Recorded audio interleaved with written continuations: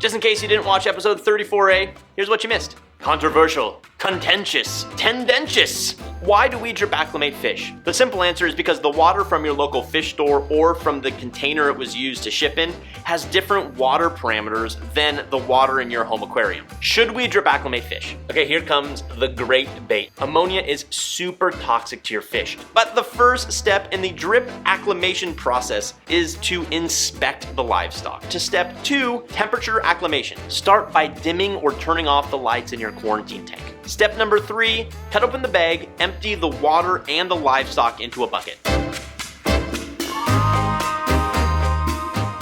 Step number 4, start the drip acclimation process. You want to make sure you're starting out this process in a relatively warm room because it takes 30 minutes to an hour. And if your quarantine tank is 78 degrees, but your room is 65 degrees, the water temperature with the fish could come down significantly during this time. You can always mitigate this by just placing a small heater into the bucket. You have 2 choices here. The first is you can use a drip acclimator tool or just regular airline tubing, and the second is you can use the 1/2 cup at a time method. To use the first method, the drip acclimator tool or the airline tubing, start by putting that tubing into the correct place. Using a drip acclimation tool such as this one from Innovative Marine is probably the easiest because it has a hooked end that can be placed into your quarantine tank, as well as some sort of flow regulator to control how fast the water comes out. If you're using airline tubing, you're gonna have to figure out some way to weight down the portion that goes into your quarantine tank. You can either tie it to a rock, you can stuff it into the aquascape itself,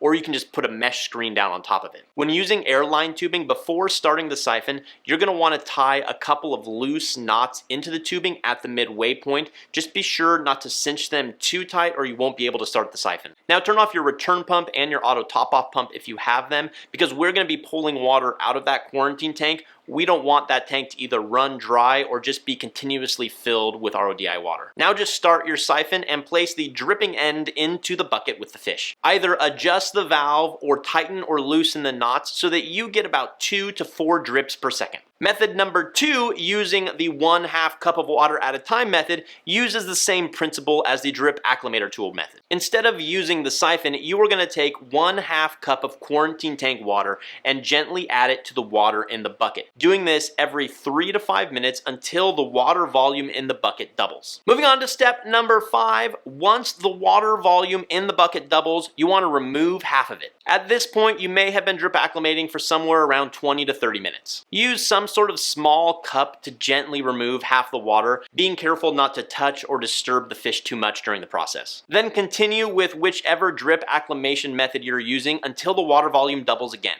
At this point, your bucket's water volume is made up of half water from the bag and half water from the quarantine tank. Again, a quick reminder, if you're in a hot or cold room, you're going to want to continuously monitor the water temperature of the bucket, ideally keeping it to plus or minus 1 degree from where you started. Step number 6, once the water volume doubles for the second time, stop the siphon. By this point, you should be somewhere between 40 minutes and 1 hour into the overall process. Step number 7, add your fish to your quarantine tank. Your goal here is to add as little of the water from the bucket to your quarantine tank as possible, because the water from your LFS could contain diseases, parasites, bacteria, just things we don't want to add into there. But no matter how hard you try, you'll always get a small amount of water from that bucket into the quarantine tank. Just minimize it as much as you can. You can move the livestock from the bucket to the quarantine tank either using a net, using a gloved hand, or using a small cup. Every step in this journey so far has caused some level of stress to your fish, and our goal is to cause the least amount of stress as possible. I have found that using either a gloved hand or a small container to be way less stressful than using a net. If you use a net, gently catch the fish in the net and be sure it moves to the bottom of the net. Lift the net out of the bucket and then gently pinch the net around the fish. Then invert the net over the quarantine tank while still holding the fish in place. Push your fingers through the net and release the fish into the quarantine tank. The downside of using a net is the fish can get caught in the net. Either they have spiky fins, or even worse, their gill openings can get caught in the net. When that happens, you have to free them, and that can be a really stressful time for the fish and even damage their body. To use the hand method, I really do recommend using some sort of non-latex glove, but please, please, please don't use the hand method if you're transferring some sort of poisonous fish like a rabbit fish or a lionfish. You could seriously hurt yourself, so you're going to have to use some sort of container to transfer them. Create a bowl with your hand and gently trap the fish against the side of the bucket into that bowl of water. Then you want to lift your hand, which contains a small amount of water, and the fish, and quickly put your other hand on top to make sure it doesn't jump out. Then just gently place the fish into the quarantine tank. Yes, this will add a small amount of water from the bucket, but there's no way around it using this method. To use a small cup or a plastic container, gently submerge that container in water and trap the fish against the side of the bucket. Be patient and wait until the fish goes inside the cup or the container on its own, because if you force it, you could damage them when they're pinched against the side of the bucket. Once the fish is inside, lift that cup or container above the water line and place your hand on top. Then gently pour out the majority of water from the bucket, giving the fish a very small amount of water at the bottom. Then you can either just gently pour the fish and the water into the tank, or you can take the whole cup in the plastic container, submerge it under the water line of the quarantine tank, and just let the fish swim out on their own. As you progress in this hobby, there are certain types of livestock that do not do well exposed to air at all, and you have to drip acclimate them and transfer them in a different method, but that is the topic for another video.